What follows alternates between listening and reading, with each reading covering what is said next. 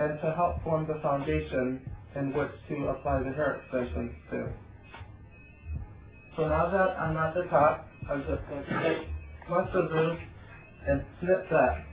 Now you want to just snip the excess netting, especially around a section of the ears. You just want to go ahead and customize that netting to the shape of the skull. So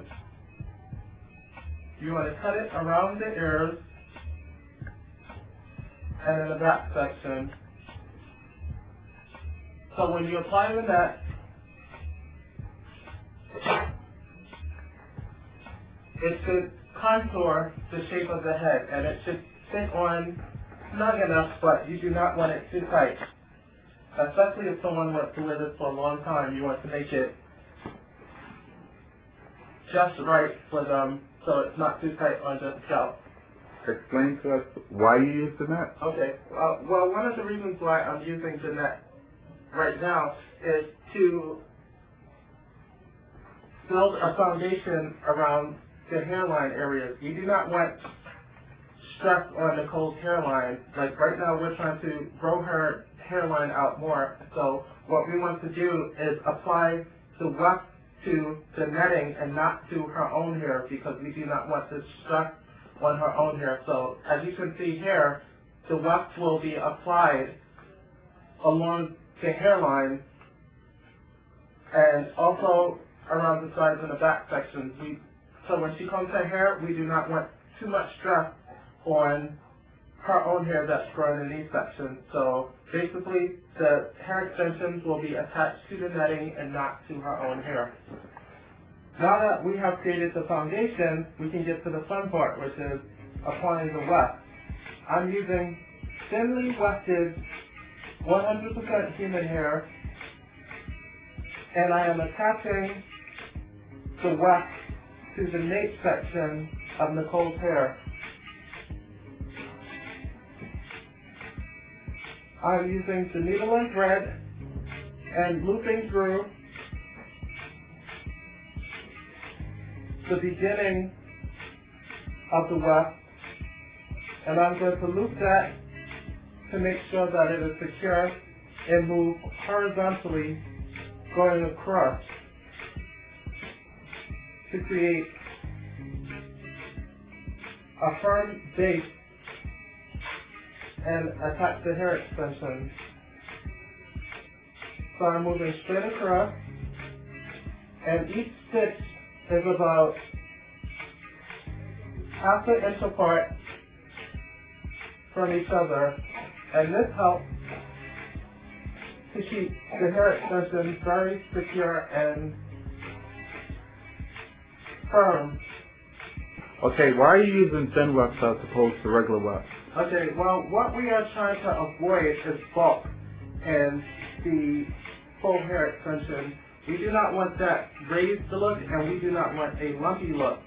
And also, it's more comfortable when you're wearing a hair extension and you know it's nice and flat and it looks believable. When it's lumpy, it has that artificial look to it, and that's what we're trying to avoid. So when you order your hair from the manufacturer or the hair company, just ask that they make the wax very thin, so this will be a lot better for you and your clients. Also, the thing with thinner wax, you have more hair to work with. When you have those thick, bulky wax, you have a lot less hair to work with, and it's not distributed evenly. But when you have the thinner wax, you can create more rows in the hair and distribute the hair more evenly to make it simulate a natural head of hair rather than having a helmet-looking hairdo. Oh, I always wondered what those bumps were like when I'm running my fingers through my girlfriend's hair. Like it doesn't feel natural. Like it feels, sometimes my hands get like tangled in it. It feels kind of weird. I always wanted to know what that was. Well, that's actually what I'm talking about. It's those thick wefts. When you order that hair, you have to make sure you ask in a weft, because those thick wefts will really give you that lumpy feel, and if they're big enough, you'll have a lumpy look. So sometimes you can actually see the lumps through the hair, especially when you brush your hair flat or comb it flat or something like that. You can see the lumps. So you want to make sure that you have those wefts made very thin, so your hair can lay very flat and natural looking.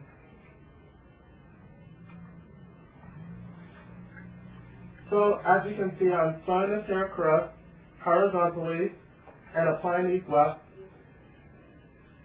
to the hair and to the foundation that I've created.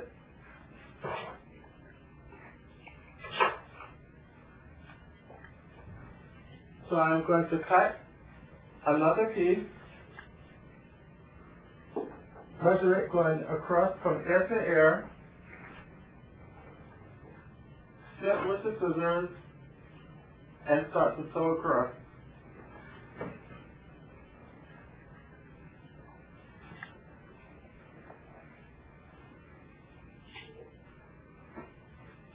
A good thing with wearing a full hair extension, you can totally change your entire look. I mean, you can go from straight hair to curly hair to afro hair to wavy hair. I mean, you can try anything and not worry about touching a single strand of your own hair.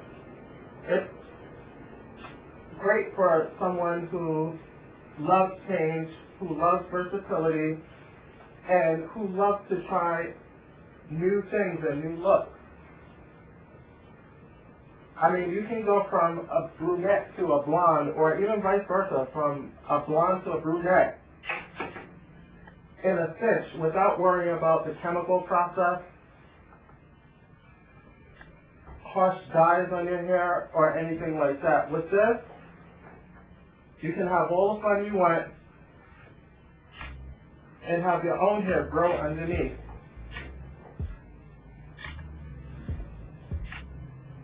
As I get to the edge,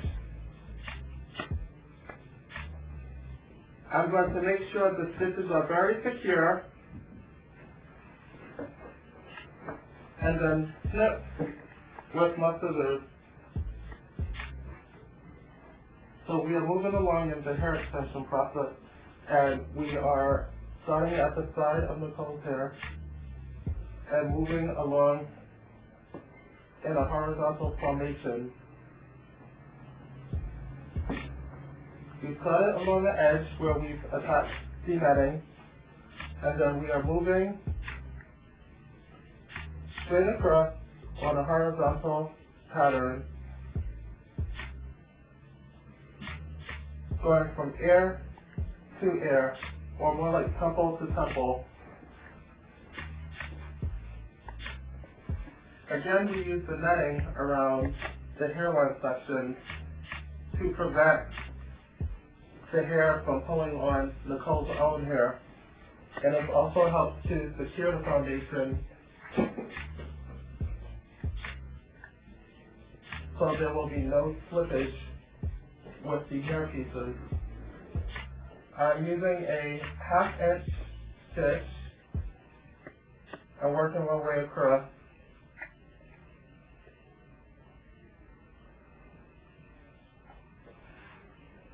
So here we have started, and then we are continuing working across to the back of Nicole's head. Now we are near the occipital section of the hair, and we are adding more layers in as we are working across. Altogether, we will add about 14 wefted pieces into Nicole's hair.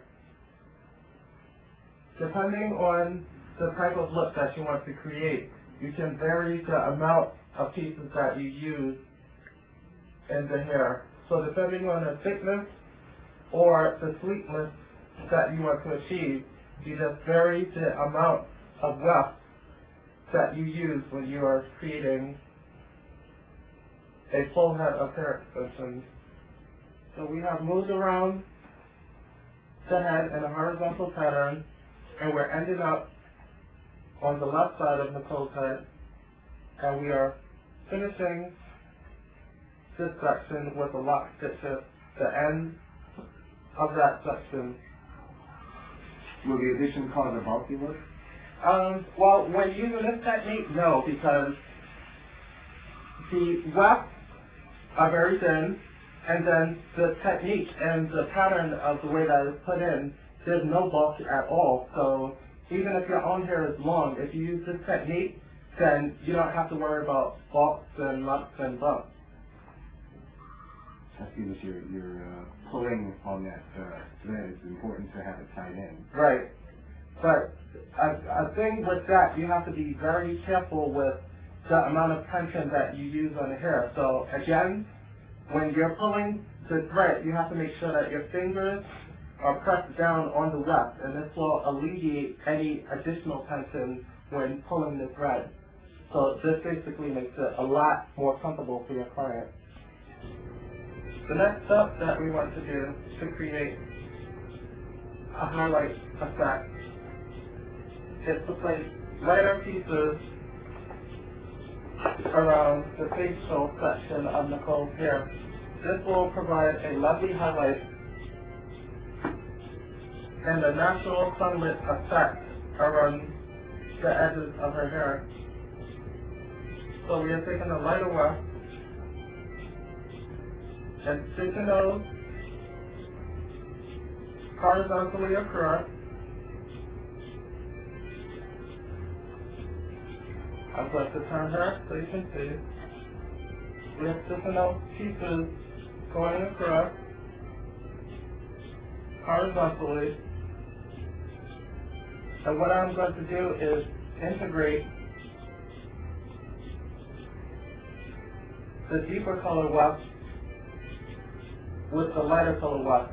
So I will do one level of the lighter color and then move on and then do another level of the deeper color. And then this will create a paneled effect around her hairline.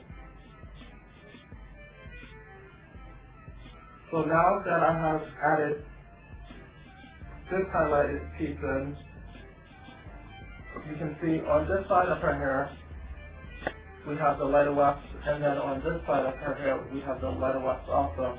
So what I'm going to do now is alternate that with a deeper color weft, and this will give it a natural